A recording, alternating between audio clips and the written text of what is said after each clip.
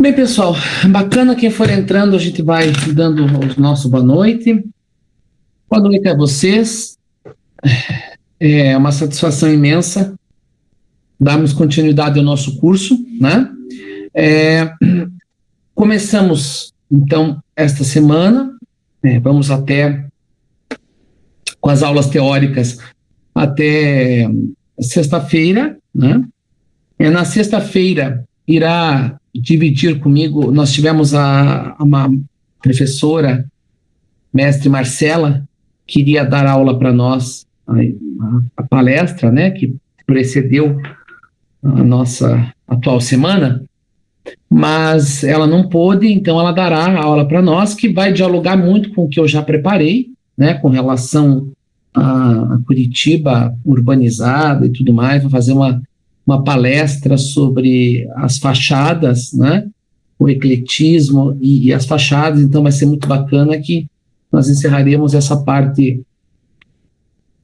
obrigado, com essa parte teórica, né? Na sexta-feira. E aí nós temos a aula de campo. Eu quero depois discutir com vocês a questão de datas, porque uma data já está confirmada e a outra data eu gostaria de, depois no grupo a gente dialoga sobre isso. Bom, lembrando que nós temos, então, essa aula, que eu chamo de aula guiamento, né? E eu preciso que haja uma confirmação, eu vou depois abrir o grupo, para que haja uma confirmação, para a gente poder saber quantos que irão, né? Quantos que irão no dia de semana, no final de semana, a gente poder equalizar e dar uma atenção e ser uma aula maravilhosa. Muito bem, então hoje nós começamos a parte do Calil, com o jeito Calil de dar aula, né? Sobretudo, pegando até eu quero compartilhar com vocês, que é o seguinte, eu comentei isso com o Márcio no final de semana.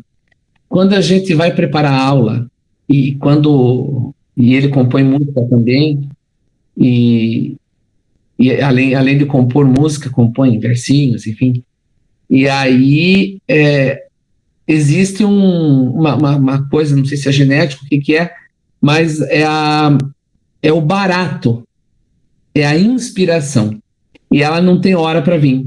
Ela não tem hora para vir. Então, essas aulas todas, elas vieram de insights, né?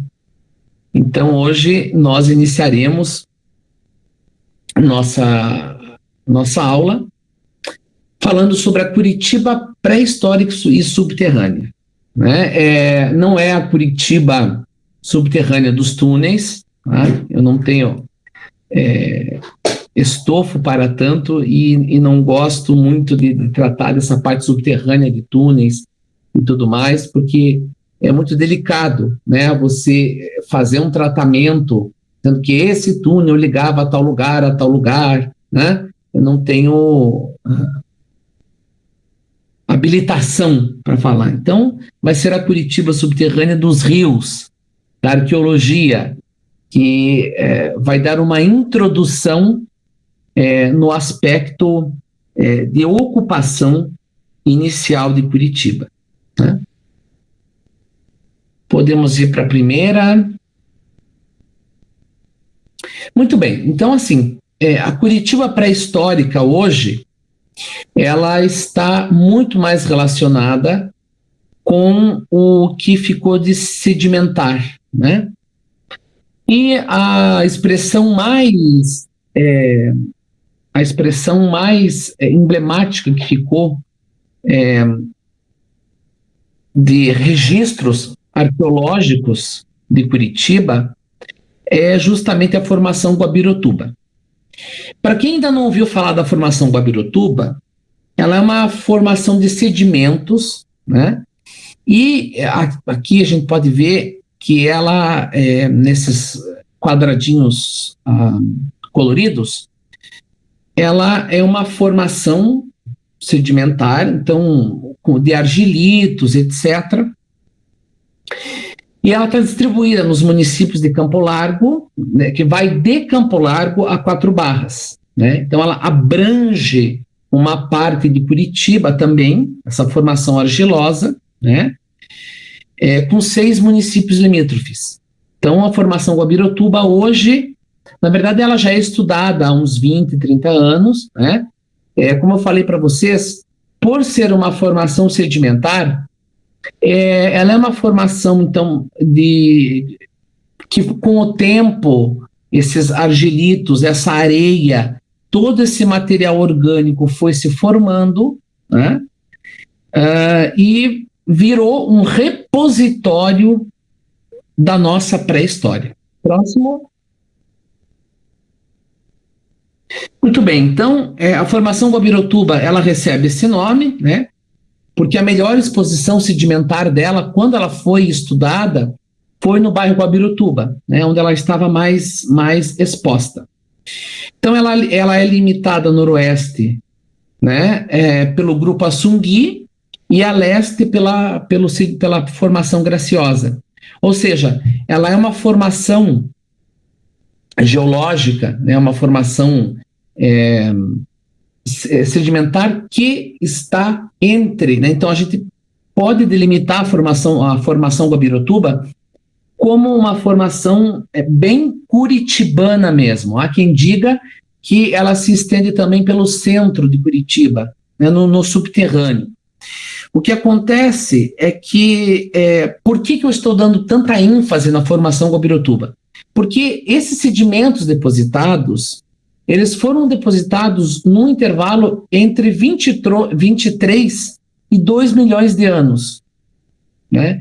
Então, veja, Curitiba foi uma cidade que há tanto tempo foi sendo urbanizada, mas felizmente nós ainda temos partes isoladas de Curitiba que nos traz informações preciosas, né? Nessa formação Guabirotuba, há o que se chama de uma assembleia autóctone, né? Que se faz, então, constituída por fósseis, sobretudo fósseis transportados do seu ambiente original. É importante nós ressaltarmos que a América do Sul, ela é uma região fantástica no sentido de ter resquícios paleontológicos, né? Quem fez o curso História do Paraná, lembra que já na primeira aula nós falamos sobre o Paraná dos dinossauros, né? Na Argentina, que para nós é aqui do lado, né? Foi encontrado, recentemente catalogado um grande dinossauro. Então, toda essa nossa região aqui, ela nos fornece material para arqueologia fora do normal. Próximo. Então, aqui está o propriamente dito, o sítio paleontológico, né? Esse sítio em específico, ele tem uma área de 160 mil metros quadrados, né? E ele fica nas margens da BR-277. Então, próximo ali ao contorno sul, né? Na SIC, né? Cidade Industrial de Curitiba.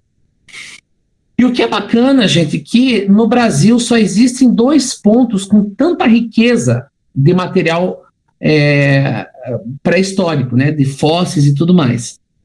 Em Itaboraí, né, ali no Rio de Janeiro, e em Taubaté, em São Paulo. Então, há também uma especulação de uma ligação de toda essa região e esses sedimentos, né, que foram se formando. Para que fosse preservado este sítio, tá, foi então criado, que eu já vou falar para vocês o nome do sítio aqui. Então, essa área é uma área que vai ser um parque, né? Em breve terá toda a conformação de um parque. E para vocês terem uma ideia, gente, especificamente no município de Curitiba, no que foi levantado, gente, são mais de 40 sítios arqueológicos. Eu mandei para vocês, e ao final da aula eu mandarei o link para você pesquisar os sítios arqueológicos que existem em Curitiba.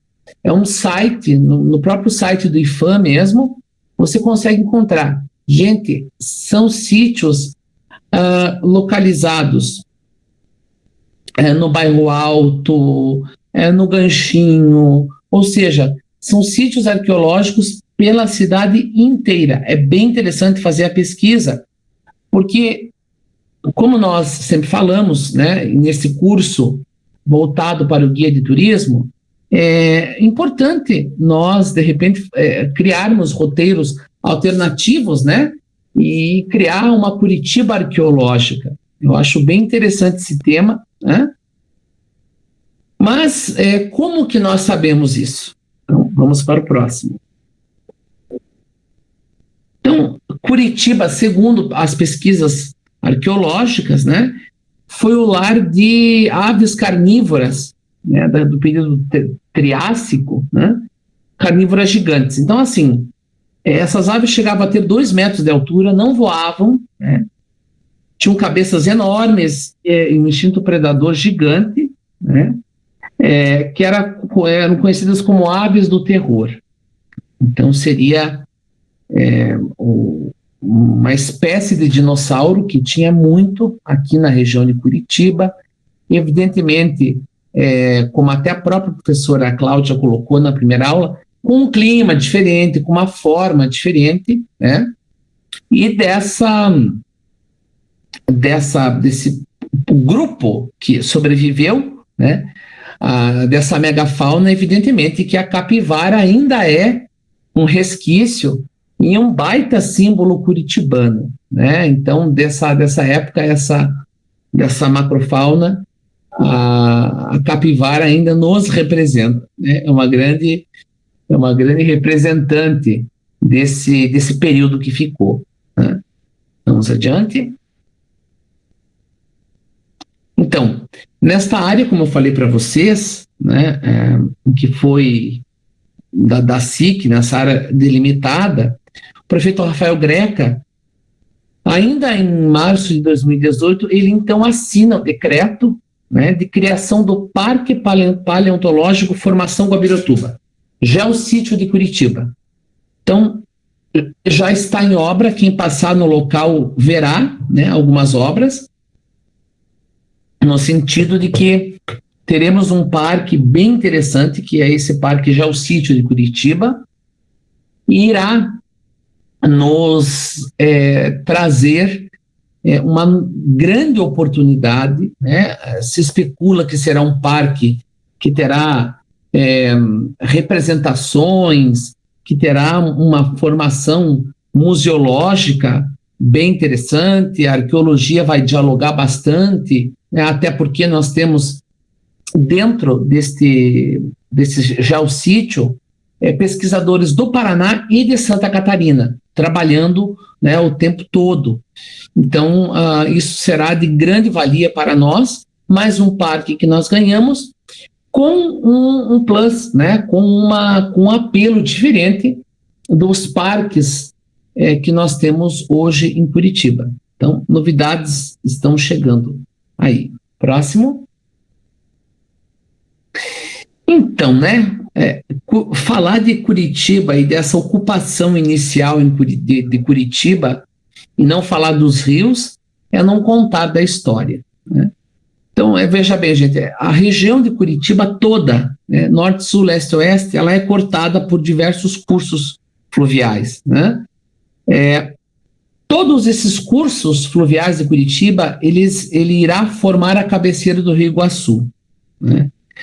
Então, por um exemplo, o Atuba, né, o rio Atuba, então com a bacia, veja, só a bacia do Atuba tem 128 quilômetros quadrados, né?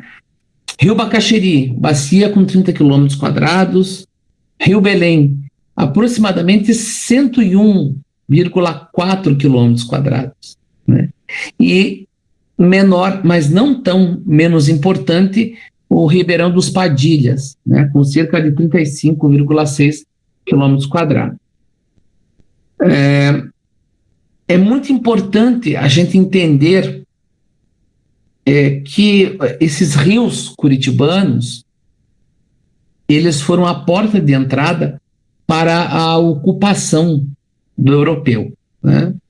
É importante lembrar que, a partir do momento em que houve a subida da serra, né, a partir do momento em que o Parnanguara, né, o paulista, e o já Parnanguara, porque já poderíamos considerar como Parnanguara, sobe a serra, né, os neobrasileiros e os paulistas que estavam lá, então, eles resolvem formar pequenos arraiais, né, já visando o que a gente chama de Minas do Planalto, Minas de Curitiba, onde tinha-se a formação do ouro de aluvião. Né? Então, já no século XVII, na primeira metade do século XVII, essas pessoas, né, como o próprio Matheus Leme, o Matheus Gru, já em 1639, começam a se fixar nessa região, né, nos ribeiros do ouro de lavagem, e começa então a existir a ocupação, ainda que esparsa, né, mas muito intensa, de uma época em diante, na margem dos rios, né, do Passaúna, do Barigui, é o que nós vamos ver mais adiante. Próximo. Então, aqui eu coloquei só para vocês uma conceituação. Isso me lembrou a época da graduação, onde nós fizemos um debate uma vez sobre as civilizações hidráulicas, né? Então, Mesopotâmia, Egito, a parte fenícia, toda ela nasceu através de rios, né? O rio era a grande dádiva, né? Por isso, civilizações hidráulicas, né? Nós, num certo momento, iniciamos, e ainda, como nós veremos adiante, continuamos com essa ocupação humana ao longo do rio. Embora o rio hoje ele tenha uma significação, os rios, né, têm uma significação diferente, né, do período histórico em que começou, ela ainda tem essa conotação rio e população vivendo na sua margem. Próximo. Bom, então aí nós podemos ver, né, a gente tem toda essa conformação, né? Então, aqui a gente tem um panorama geral das bacias, né, que fazem parte, que formam a cidade de Curitiba, né? Todo o traçado da cidade, se nós pegarmos um mapa, ele será baseado, então, nesses rios, né? No Belém, né? Aí, na verdade, estão as grandes bacias, né? Nós veremos depois os córregos e os rios que formam essas grandes bacias, né? O que é bem interessante é que, quando começam a surgir, depois do declínio do ouro, né, os próprios arraiais, né, para a criação do gado, essas grandes figuras, Matheus Leme, o Gru e tantos outros, eles ficarão muito mais nas suas fazendas, né, as suas sesmarias, né? Nós falamos já sobre sesmaria no outro curso, né, que era o famoso título de propriedade, né, que deu origem ao latifúndio, e em Curitiba acontece, né, essa situação em que os sesmeiros eles irão ficar, né, mesmo depois, lá de 1693, eles ficarão muito mais reclusos nesses rincões, né, nessas propriedades junto ao rio, né? Eles terão casas na cidade, mas eles virão só na época de ofícios religiosos. Então, sempre eles irão ficar ao longo dos rios. Próximo. Então, aqui vem a questão principal, né? Onde começou Curitiba? Como começou Curitiba? Né?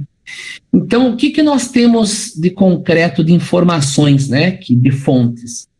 A passagem de Saint-Hilaire, em Curitiba, né, em 1820,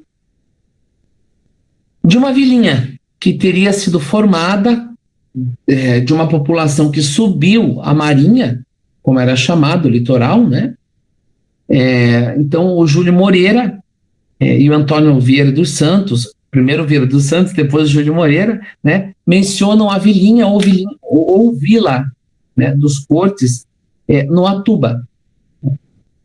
Essa é a primeira informação, e a primeira iconografia que nós temos justamente é de um povoado. Veja,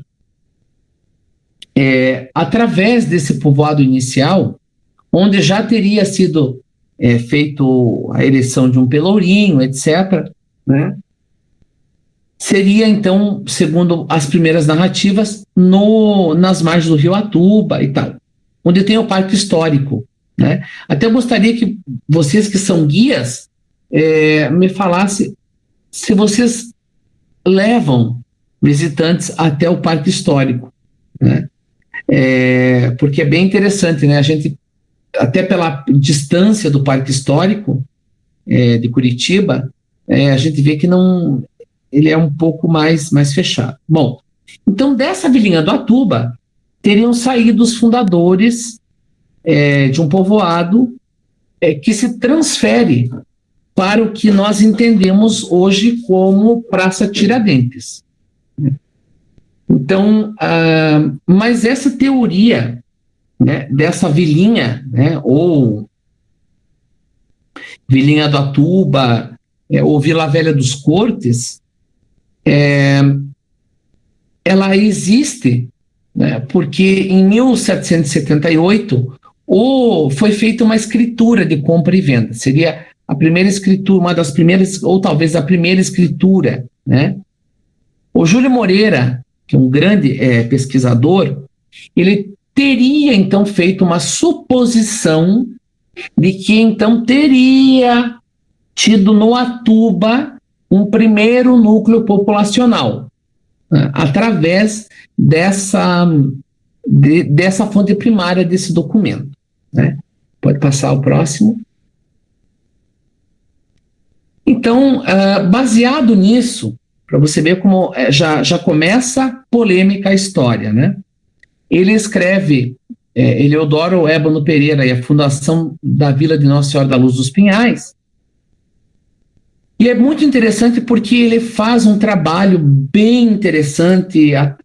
Quem tem esse livro, eu tenho ele, na verdade já com numa segunda edição, né?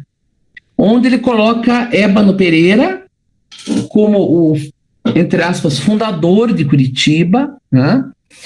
E o coloca dentro de uma situação onde o Ébano Pereira será o grande povoador, né? E o grande ícone fundador de Curitiba, né? Fazendo um revisionismo histórico, a gente sabe que o Ébano Pereira realmente não foi uma figura interessante, mas ele atuou muito mais, né? E aí que fica aquela interrogação, né? Se realmente ele teria fundado esse primeiro povoado. Mas o Ébano Pereira era o famoso capitão de canoas, de mar e guerra. Então, assim, ele esteve neste trajeto litoral, Curitiba, nesse trajeto fazendo a prospecção de metais preciosos e pedras preciosas. Então, a ele dá-se o título de um dos fundadores, mas não o fundador, né? Não existe assim o fundador de Curitiba, né? A figura que funda, né? A história, o discurso historiográfico, né, ao longo do tempo, ele vai existindo e cada historiador, cada pesquisador tem uma visão, né, E através, então, dessa visão que o Júlio Moreira tenta argumentar nesse livro, pode passar o próximo, cria-se, então, o Parque Histórico de Curitiba, que fica ali na rua Marco Polo, né? No bairro Alto, né? Onde ali, pela sua teoria, teria, então, começado este vilarejo. Né? Mas essa teoria do Parque Histórico, né? E o Parque Histórico é bem bacana, porque hoje ainda é um centro cultural que atende aquela região, que não, né, região Bairro Alto, Atuba, etc., não é uma região muito próspera, né? Então, atende um pouco a necessidade da população. Porém, o professor Igor Siemens, da Federal, né, ele refuta completamente essa teoria do professor Júlio Moreira, né? E aí tem uma coisa interessante que eu até provoquei a Cláudia Parelhada, mas ela não deu para falar, mas um dia eu quero trazer ela para falar isso, que quando estavam fazendo toda essa fundação para se fazer o parque histórico onde ele está hoje, já tinha-se a certeza de que não foi ali que Curitiba teria tido o primeiro povoado, sobretudo porque ali, e aí depois eu vou passar para vocês o link desse livro do Júlio Moreira, mas ali existia no Rio Atuba grandes enxurradas e poucas planícies, né? Pouca planície seca. Então, qual que é o grande revisionismo? É que não foi no Atuba, e sim no Bacaxiri, né?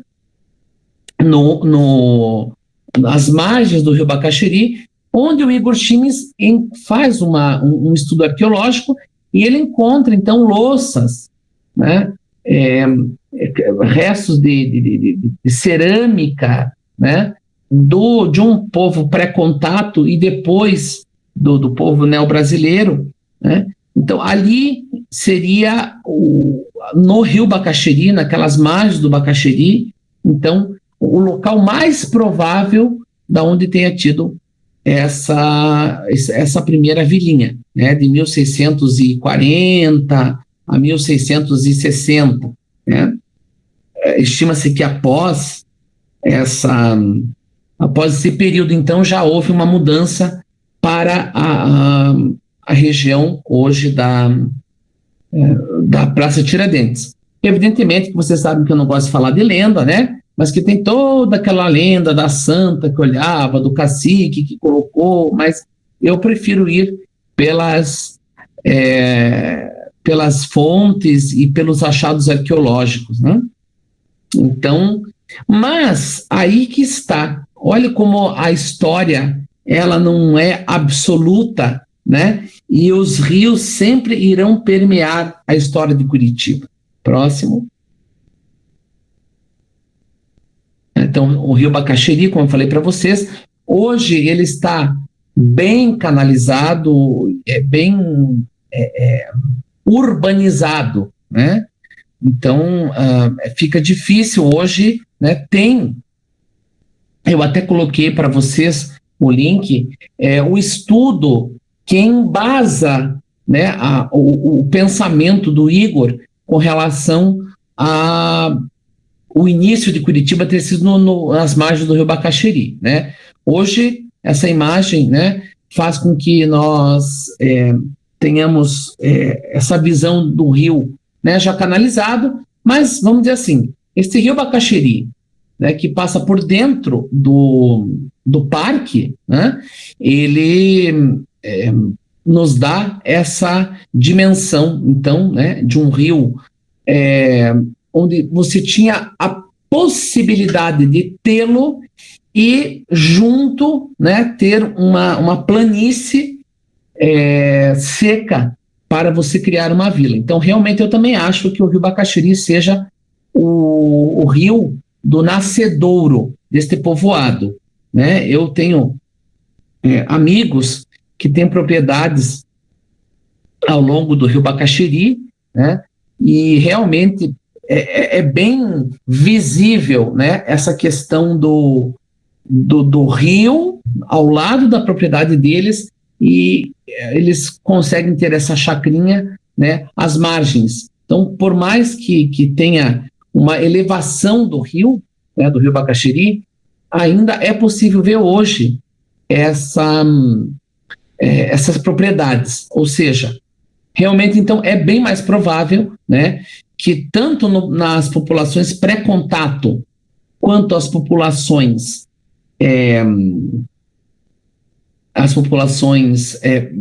europeias já tenham começado a ter esse primeiro povoado ali, né? E até por uma questão geográfica, né?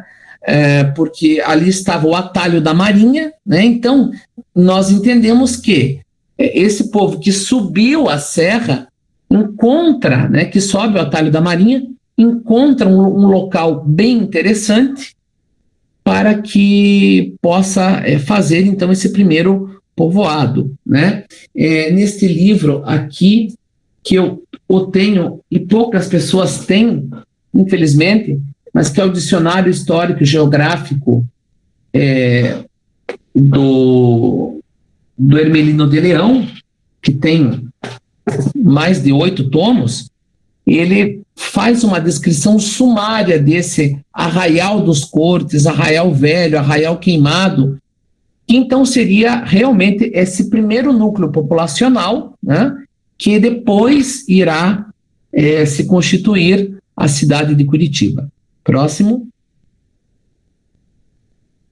De qualquer forma, gente, nós podemos afirmar, né, aqui nesse mapa, em azul, né, e em amarelo, que Curitiba realmente, de qualquer forma, nasce na Zona Norte, né? Então, quanto mais perto da Marinha, ou seja, litoral, né, que vai englobar toda essa região norte de Curitiba, quanto mais perto, então Santa Cândida, Boa Vista, Atuba, Bacaxiri, né? Então, através, né, dessa região norte, a gente pode ter a ideia de que, né, de uma certa forma, nasceu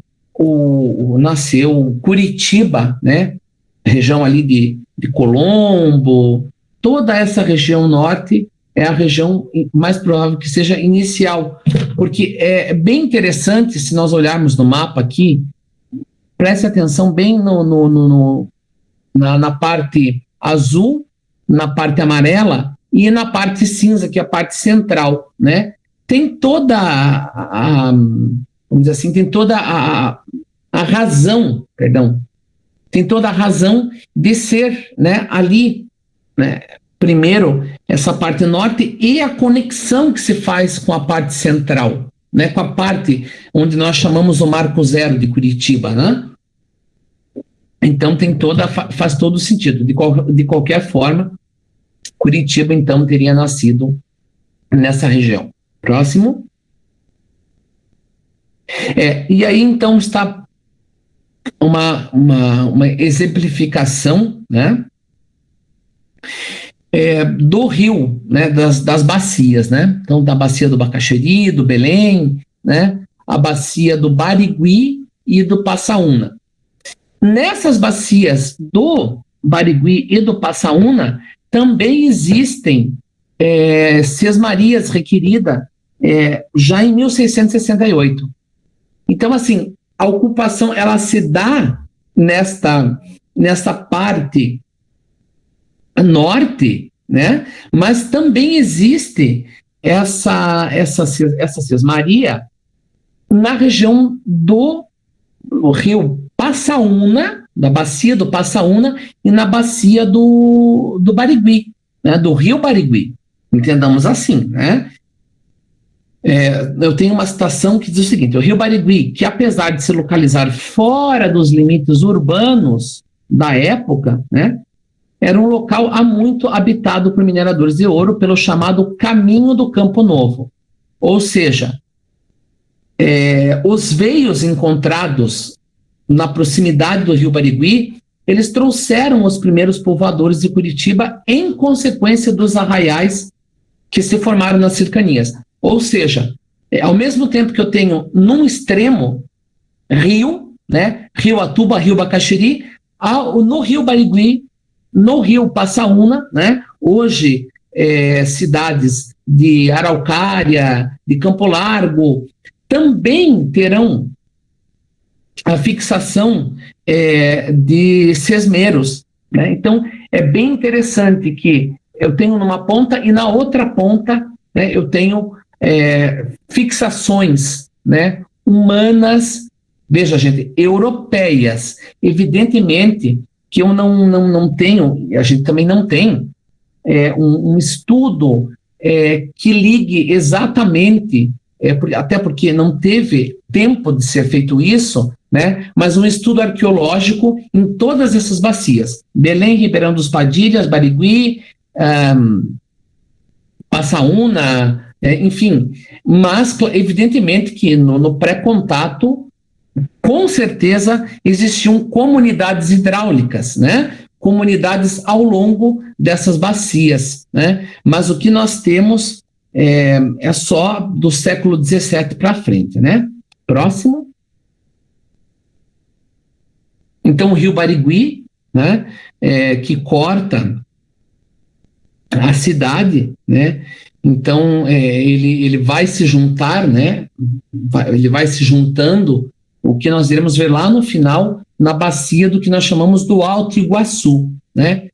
Todos esses rios que nós iremos falar hoje estão com a ocupação humana ao redor. Próximo. Então, aqui a gente vê a extensão, por exemplo, do Barigui, né? A extensão dele, e é muito visível o Rio Barigui se encontrando com o Passaúna, né, no contorno leste de Curitiba, né? Então, é um rio com bastante significado para nós, e também nos informa, né, nos deixa para pensar a importância histórica dele, né? Então, e aí eu gostaria de também trazer essa reflexão para nós, porque são rios hoje muito urbanizados, assoreados, mas vamos fazer uma ressignificação, né? No próprio Parque Barigui, né, você tem, então, esse afluente do Barigui, né? Então, entrando Barigui, Parque Barigui, né, bairro Barigui e Rio Barigui, né? Ele vai cruzar, né, todo esse curso, como vocês estão vendo aí, e aí é interessante a gente lançar um novo olhar sobre esses rios, né, sobre essas bacias, e ver a importância que ele teve, né? Dá até para criar um roteiro, né? Quem sabe Interrios, né? Um roteiro turístico bem interessante. E aí depois eu justifico para vocês, né? Como criar esse roteiro. Próximo. Bom, aí nós temos o Rio Belém, né? Esse, eu sempre digo que se eu morrer, eu morrendo, né, na próxima encarnação eu queria voltar em Curitiba com o Rio Belém limpo, né? Porque realmente esse é o maior rio, né? É o rio que, além de ser o rio que eu considero como o rio símbolo de Curitiba, porque esse sim é um rio extremamente urbano, né? Inclusive passando pelo centro, né?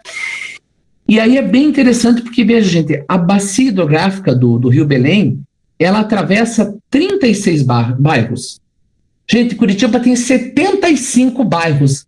O Rio Belém atravessa 36. Né? Então, são, assim, a carcaça, né? O eixo de Curitiba, né?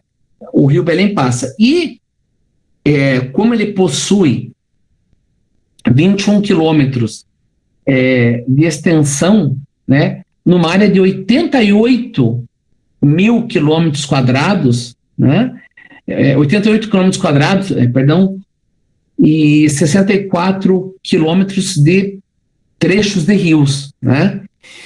Essa porção sul, por exemplo, ela vai desembocar nos bairros Guabirutuba, Auer e Boqueirão. E é bem interessante que eu vou falar para vocês, só o Rio Belém, né,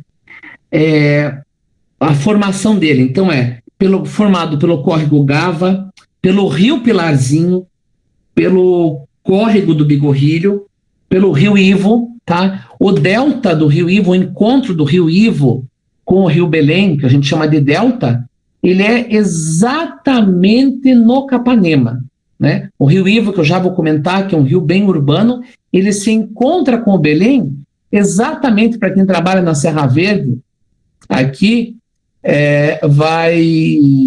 vai saber, exatamente ali no barracão de locomotivas, na oficina, exatamente embaixo daquela ponte, da onde as automotrizes, principalmente, aonde a automotriz sai, exatamente ali embaixo, quando ela sai do portão, ali é o delta do Ivo com o Belém. Então, é bem interessante isso. Rio Juvevê forma também a bacia do Belém, né? E o Rio Vila Guaíra. Ou seja, o Rio Água Verde também. Então, ou seja, todos esses nomes que aí é atribuído a bairros e tal, tem córregos e tem rios, né? Aí tem uma diferença grande, claro, entre córrego e rio, mas todos formam essa grande bacia do Belém, que vai desaguar na cabeceira do Iguaçu. Próximo. E aí, claro que eu dou uma atenção maior ao Belém, né? Essa foto de 1905, por exemplo, já é o Rio Belém dentro do passeio público, né? Nos seus lagos, etc.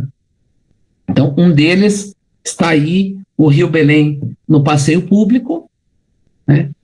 Para ver como é um rio urbano. Próximo. Aí, infelizmente, o Rio Belém na favela, né? Na favela Torres, ali na Vila Torres, né? Então a gente pode ver que aí ele tem um curso bem interessante, né? Ele passa. Então, gente, é impressionante, né? Nós sofrendo, né? Curitiba e região, e o Paraná, na verdade, todo, tendo esta seca, né? Imagina este rio limpo, oferecendo água, como existe na Europa, né? Esses rios limpos podendo oferecer água para Curitiba e região, né? Olha o quanto ele poderia, quão amenizada poderia ser nossa crise hídrica, né? Então, mostramos o Belém no passeio público, o Belém na favela. Próximo. O Belém no Parque São Lourenço, né? Então, para a gente ver como essa dinâmica dos rios, elas serviram para as comunidades iniciais de Curitiba e como elas dialogam hoje, evidentemente que num processo que surge no início do século XX, né, no final do século XIX, início do XX, de uma preocupação do saneamento de Curitiba, né? Então, o Rio Ivo, a ponte do Rio Ivo, a ponte do Ivo, né? Que ficava onde hoje é a atual Praça Zacarias. Então, nós temos que ver essa convivência que os rios têm. É claro que, num trabalho em que com muito orgulho, meu tio Abrão Assad participou, né? Desse pensar, ou seja, vamos manter o rio a céu aberto, vamos manter, né, com uma característica de que os parques vão servir para fazer essa drenagem, né? Mas o Belém em específico, eu dou uma ênfase grande, porque olha quantos lugares são compostos e por quantos lugares turísticos e históricos ele passa, né? Então, tanto que a Mateus Leme, ela tem todas aquelas curvas, porque realmente ela margeia o rio, né? Depois eu vou passar também o link para vocês, que tem um site, um blog site, que fala retratos do Rio Belém, ou seja, ele pega toda essa trajetória do Belém, e aí tem, gente, o que é uma coisa fantástica, que eu acho que vocês já passaram, ali na ciclovia, ali na região entre Centro Cívico e São Lourenço, perto do parque, né, que hoje tem um maravilhoso Memorial Paranista, tem muita gente que ainda pesca e diz que consegue pegar lambari e tal. Eu já vi muitas vezes o pessoal com as varinhas de pescar ali no Rio Belém, né? Então, para a gente ver o quanto o pessoal ainda tem essa apropriação, né, com o rio e dialoga com ele, né? Próximo. Aí nós temos o Ribeirão dos Padilhas, que é bem interessante também. Ele é menor, ele passa na região do Xaxim,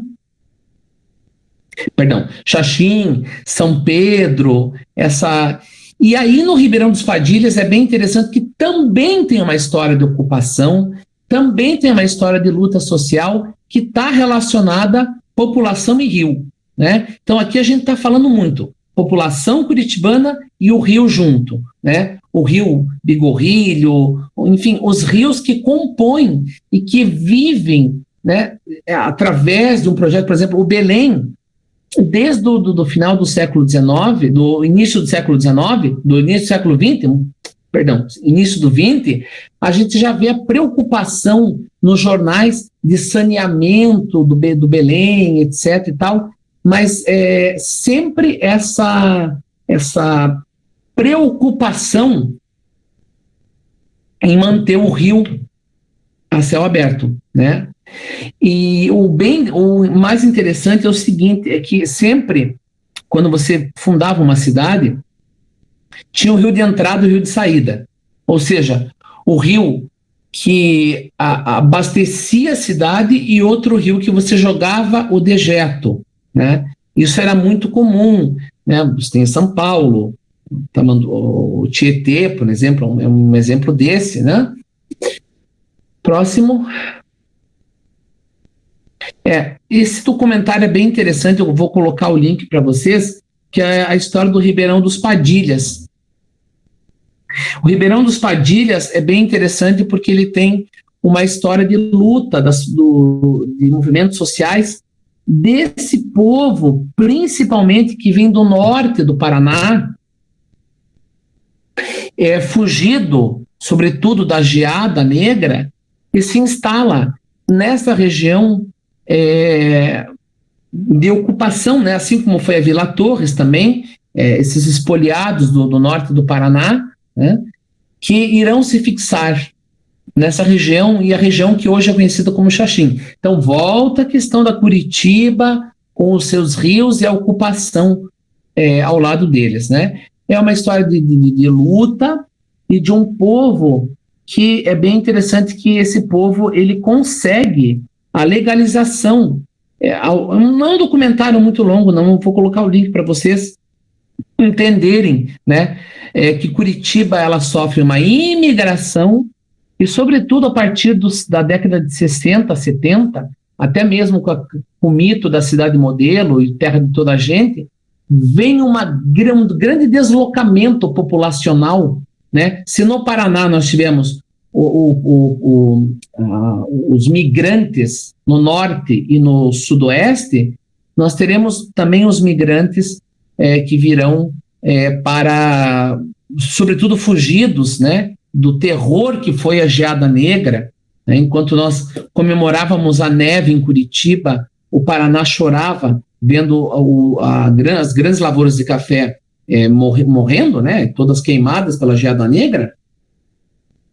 O pessoal sobe no caminhão e vem para Curitiba. E aí, onde que vai morar? Vai morar na beira dos rios, né? Que teoricamente é de propriedade da Marinha e de domínio da Marinha, né? E que se fixam, se localizam e sobrevivem, né, até hoje. Próximo. Então, é um mapa aí do fluxo dos rios de Curitiba, né? Para a gente ver a importância dele no sentido de que, né, todos, então, descem, né? Eles convergem para o Iguaçu, né? Próximo. Então, aqui nós temos em Curitiba o nascedouro do chamado Alto Iguaçu, né? O marco zero, olha que interessante esse dado, gente. O marco zero do Alto Iguaçu, ele fica no bairro Cajuru, né? E no local ali, onde se encontra também o Atuba e o Iraí, né? Perto da divisa do município ali de Pinhais, de São José dos Pinhais também, ali naquela fronteirinha, ali é o marco zero. A gente, daí, inclusive, tem até o parque, né? Nascentes do Rio Iguaçu. Mas só para vocês terem uma ideia, no município de Curitiba, o Rio Iguaçu tem quase 29 quilômetros. Então, é extenso, né? Então, olha a importância que Curitiba tem nessa conformação hidrográfica, né? Ou seja, o primeiro planalto, que é Curitiba, forma o grande rio do Paraná, né? Que é o Rio Iguaçu, né? Que vai começar aqui e próximo. E aqui eu coloquei o mapa desse Rio Iguaçu, do Alto Iguaçu, né? Esse é o mapa do Alto Iguaçu. O Alto Iguaçu, né, tem o alto, o médio e o baixo, né? Mas esse Alto Iguaçu, ele está presente na Lapa, em Fazenda Rio Grande, Araucária, Balsa Nova. Isso também vai explicar o que a gente vai entender bastante, que é a criação dos campos de Curitiba, a criação histórica dos campos de Curitiba, né? Então, onde tem o rio, também terá essa presença da fixação dos campos de Curitiba, que serão muito importantes para a consolidação da cidade de Curitiba e do povo de Curitiba. Então, o rio, a água, será fundamental para a formação e a fixação desse povo, tá? Inclusive com o registro de Curitiba, registro que a gente fala, o registro de tropas, né? Então, olha o quanto o rio, a água, é importante na nossa história. Próximo. Bom, aqui então nós temos os caminhos primitivos da serra, né? Historicamente, em 1721, o ouvidor Pardinho ele listou, né, 3 caminhos bem importantes. Nós já falamos isso no outro curso, mas eu vou repetir. Graciosa, Itupava e Arraial, né? Esses caminhos, então, eram conhecidos como as gargantas, né? Mais ao norte, que tomava o Vale da Graciosa, né? O Itupava, então, chegava até o Porto de Cima, né? Então, ali também nós temos a importância dos rios, a importância hidráulica, não só para o escoamento e para se chegar, né? E a conquista da serra, que sempre foi um grande problema, um grande empecilho para o homem, né? A gente consegue ver a importância. E claro que Curitiba também nasce, como já falei, por conta do rio, dos rios da serra e dos rios que ligam a serra com o Planalto, que eu já mostrei para vocês. Porque não fosse rio, não tinha busca de ouro, que era o ouro de aluvião, né? Que é um ouro que dá. Próximo, a gente já vai conseguir ver. Ó, primeira representação, né? Tem embaixo, de uma forma chapada, planificada, o litoral, e ali em cima, né, no topo, essa primeira vilinha de Curitiba, né? E claro que ele não coloca aqui, mas tudo isso é cortado por rios, né? Você pode ver, por exemplo, os rios que vão desaguar até hoje, o rio Arraial, né? Que tem um lugar que produz ouro, gente, que produz ouro ainda em São José dos Pinhais. E eu tenho uma pessoa que foi até lá para visitar, tem câmera em tudo que é lugar, até nas árvores tem câmera, as pessoas não conseguem entrar. é uma propriedade que ainda produz ouro. Então, o movimento do ouro, ainda que muito escasso, tem na borda do campo. Próximo. Aí o ouro de aluvião, né? Esse ouro que era o ouro de lavagem, né? Como eu falei para vocês, começa a acabar o ouro em Paranaguá, não que termina um e começa outro, mas já foi se subindo cada vez mais, né? Subindo a serra, subindo os rios e leitos da serra, para a cata desse tipo de ouro, que é o ouro de aluvião. É um ouro muito trabalhoso, porque você tem que pegar, batear esse ouro e tal, e andar. Então, é uma coisa bem complicada, né? Mas graças a essa busca incessante, né? Pelo ouro, que Curitiba começa a ser habitado de uma forma bem inóspita. E ainda, como eu falei para vocês, lá no rio, a margem do Passaúna, a margem do Barigui, a margem do Atuba, do Bacaxeri, mas é essa conformação que começa a dar a tônica, né, da primeira povoação de Curitiba. Próximo. Bom, aí voltando à questão arqueológica, né, a arqueologia urbana, nós já tivemos uma lição com relação à arqueologia ali da região do São Francisco, né? Mas como tema, então, a Curitiba subterrânea, né? Nós temos dois grandes locais que foram no centro de Curitiba, que foram pesquisados, que é a arqueologia da Praça Tiradentes, né? E a arqueologia do Paço da Liberdade. Então, a arqueologia da Praça Tiradentes, para nós que vamos mostrar, gente, aqui na Praça Tiradentes tem um sítio arqueológico. Como que foi, o que foi deduzido, né, dessa arqueologia ali na região da Praça Tiradentes? Então, assim, a documentação fala que o início da construção da igreja de São Francisco, das ruínas de São Francisco, né, que nós vimos lá com a Cláudia, por volta de 1808, foram citados que foram trazidas para a obra 400 carradas de pedra.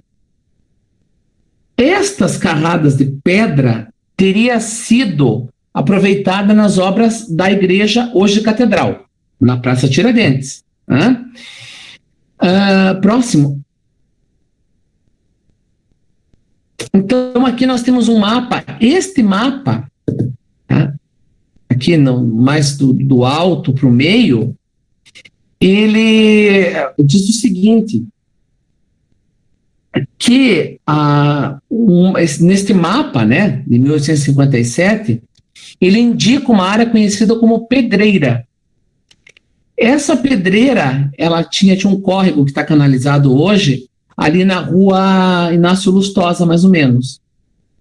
Então, era uma pedreira pequena, mas o interessante dessa pedreira é que ela fica no trecho ali entre o atual Trajano Reis e Mateus Leme, e foi então coletada uma amostra, né? Dessa amostra, chegou-se à conclusão que foi extraída desta pedreira as pedras de calçamento e do que foi encontrado embaixo da onde está essa vitrine hoje da Praça Tiradentes, né? Então é compatível tanto a localização dessa pedreira quanto o que foi achado de material ali, materiais arqueológicos, né? Próximo. Então aqui também, além dessas pedras, está o que foi encontrado nessa arqueologia, né, da Praça Tiradentes, né? Louças, cachimbos, enfim, fiz questão de colocar o gráfico do que foi encontrado, onde são encontrados alguns materiais pré-contato, né, pré-contato que eu falo indígena, mas também, nesse caso, neo-brasileiro, porque aí já tem o índice de xícaras e pires, etc., que foi encontrado, então, nesse repositório onde hoje está a região do Marco Zero, né? Eu falo região do Marco Zero por quê? Porque a Praça Tiradentes está num lugar, Marco Zero não está, na verdade, o que a gente fala de Marco Zero de padrão, não é um padrão curitibano, é um padrão que foi, padrão que eu falo aquela pedra com a cruz de Malta, né? Cruz de Cristo.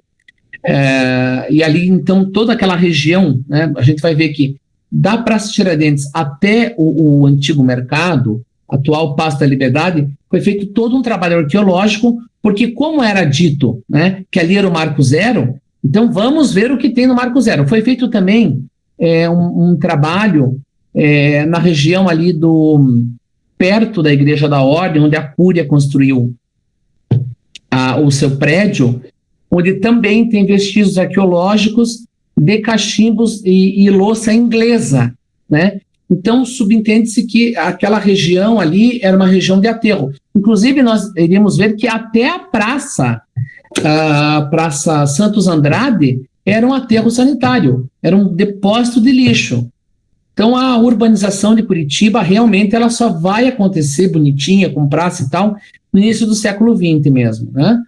Mas aí a gente consegue ter uma ideia do que foi achado, e aí você depreende o que o pessoal desse entorno, né, ali da Praça Tiradentes, da Rua Fechada, como que esse povo vivia, né, o que eles usavam.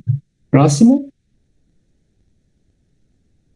Então aqui foi feita uma arqueologia também no Paço da Liberdade, né, quem entra ali principalmente, não só, mas sobretudo ali no Café do Paço, que entra na frente, né, vai ter vitrines.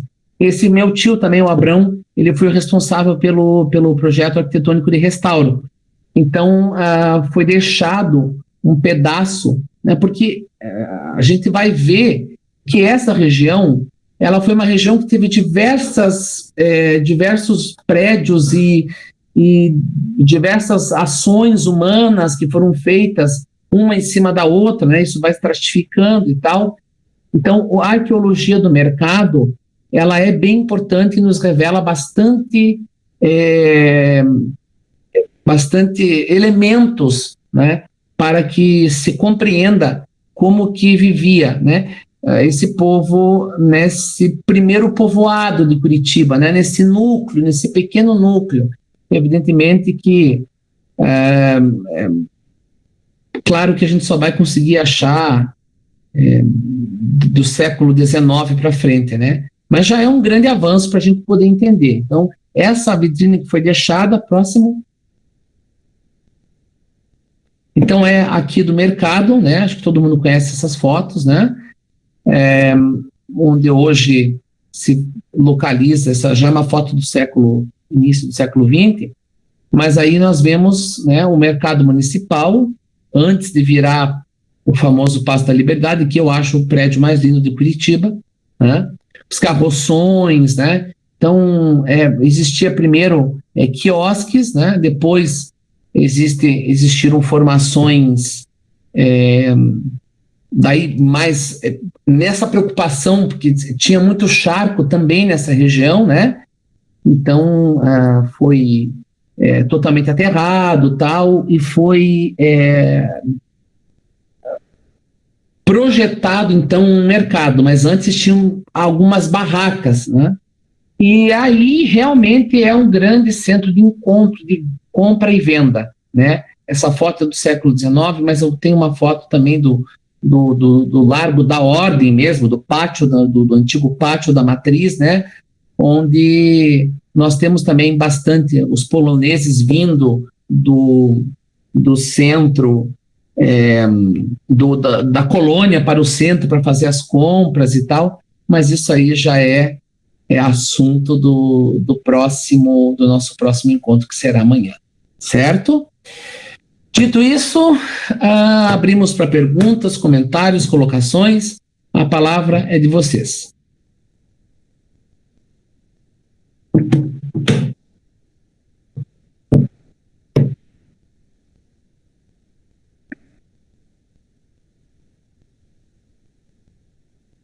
Se alguém quiser falar, Tá com o microfone desligado.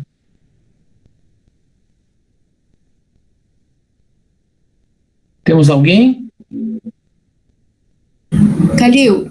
Oi. É Solano. Oi, Solar. Oi, querida. Oi. Eu queria saber só um pouco mais sobre a etimologia da palavra Curitiba, porque eu tenho algumas dúvidas, assim, porque cada vez a gente lê um pouco diferente sobre a etimologia, né? Eu queria que você explicasse um pouquinho sobre, se for possível. Não sei se foge um pouco das coisas que você falou hoje. Não, na verdade a gente vai ver isso no próximo encontro, mas eu já posso adiantar. Tá certo, obrigada. Não, assim, porque assim, houve até tem desculpe a expressão, mas uma idiotice de uma confusão que uma pessoa que é pesquisadora gosta de fazer, que não seria muito pinhão, mas que seria muito porco e tal. Até onde eu sei, pelo Tupi-Guarani, e não só pelo Tupi-Guarani, que é a raiz do índio Tingui, que a gente vai ver depois, mas do próprio paulista, que falavam o Nhengacatu, possivelmente eles tivessem, e daí com toda razão, ser muito pinhão, né? Terra dos Pinheirais. Faz todo sentido. Até que alguém faça uma grande tese com fonética e etc., né, fazendo um grande estudo de fonética tupi-guarani, que me prove que é o contrário, né? Inclusive o professor Filipac,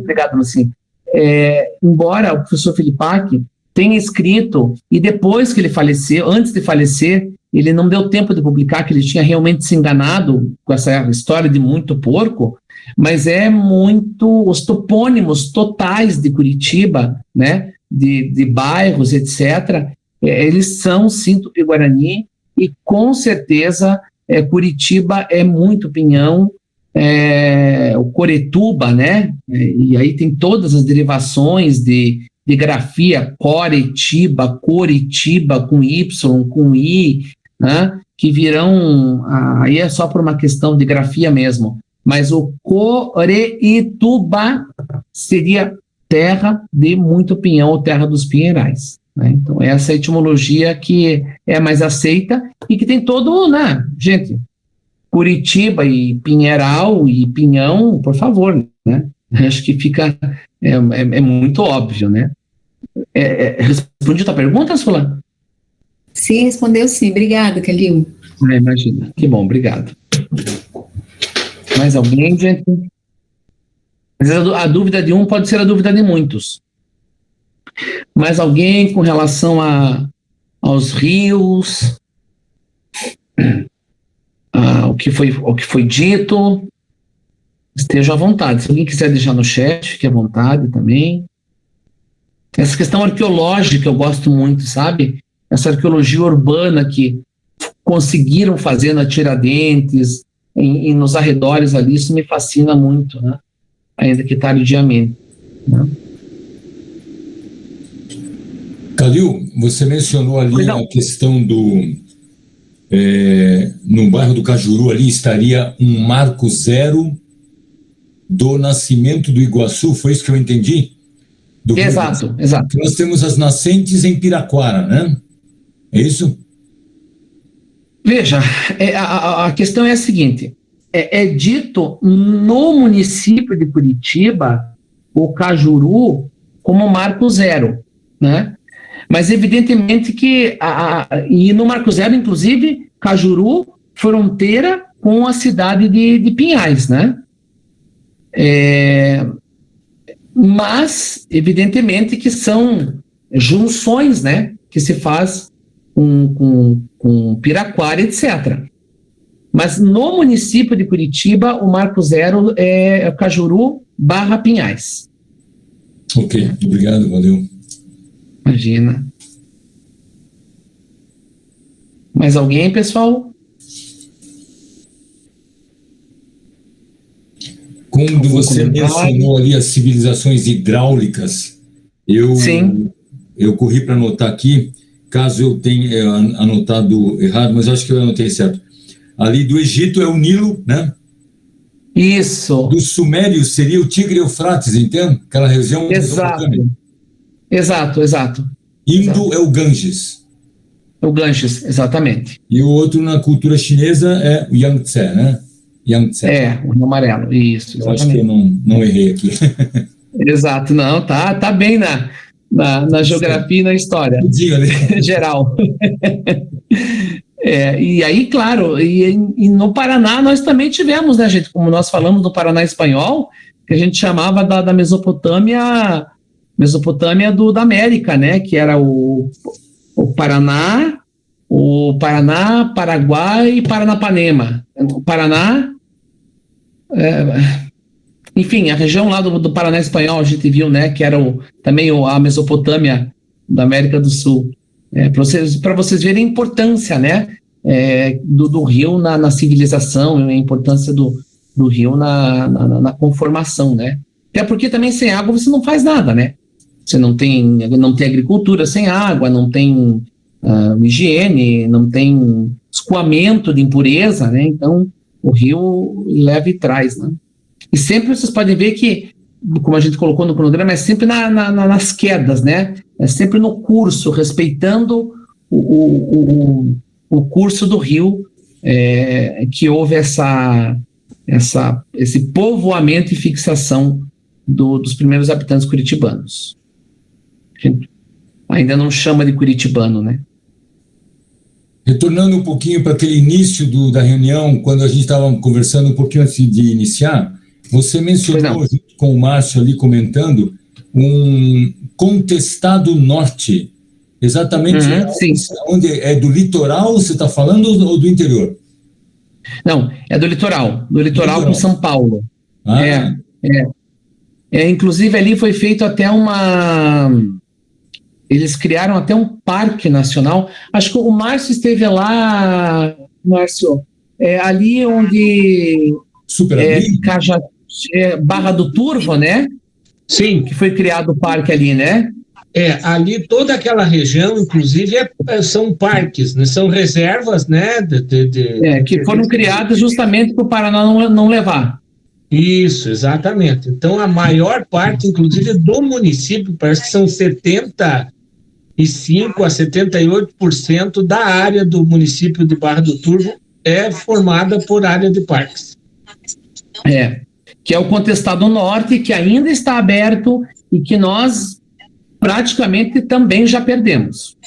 É um território paranaense que também já está perdido. O Paraná tem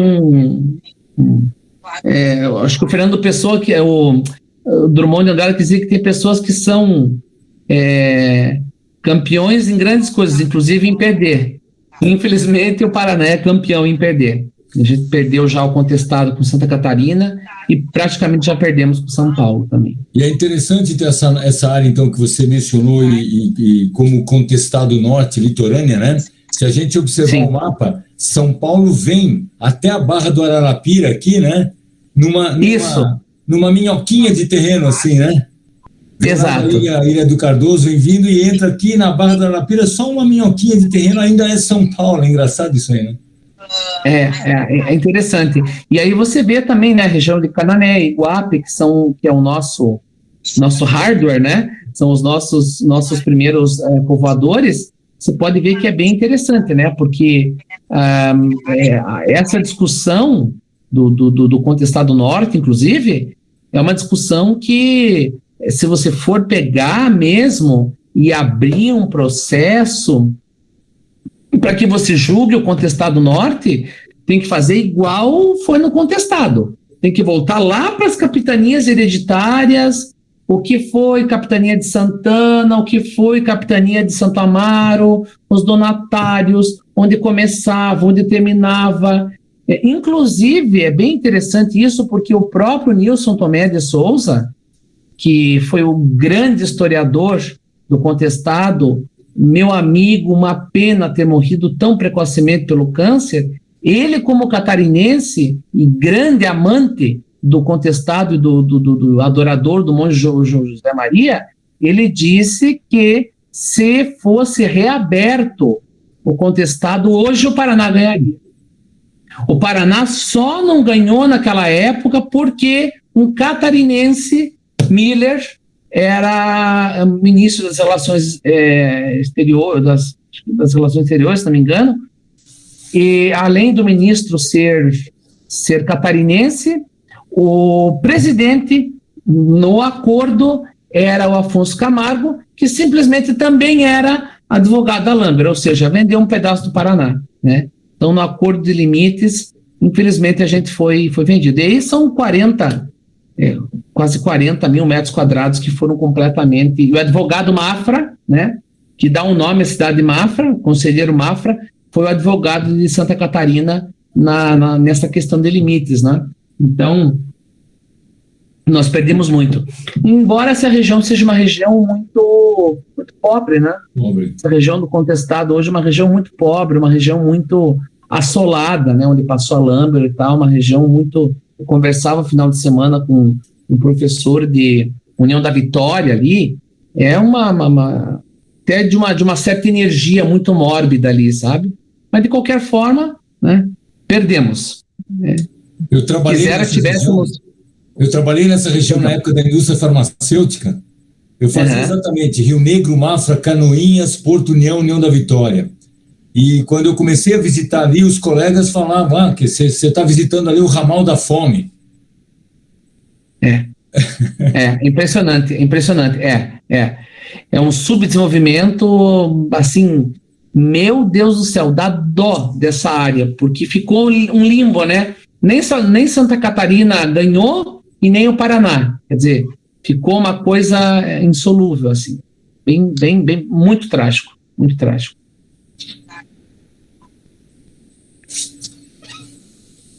Mais alguém, pessoal?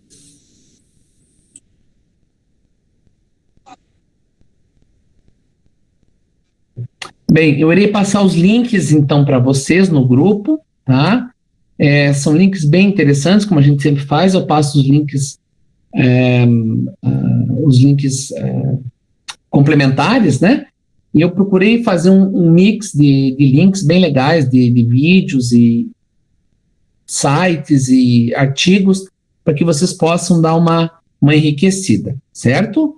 Amanhã, no mesmo horário, voltaremos, né, já falando de composição cultural e étnica, né, de Curitiba, né? Iremos, então, como eu disse, até sexta-feira, tendo a nossa querida Marcela dividindo comigo na sexta-feira sobre as fachadas ecléticas de Curitiba.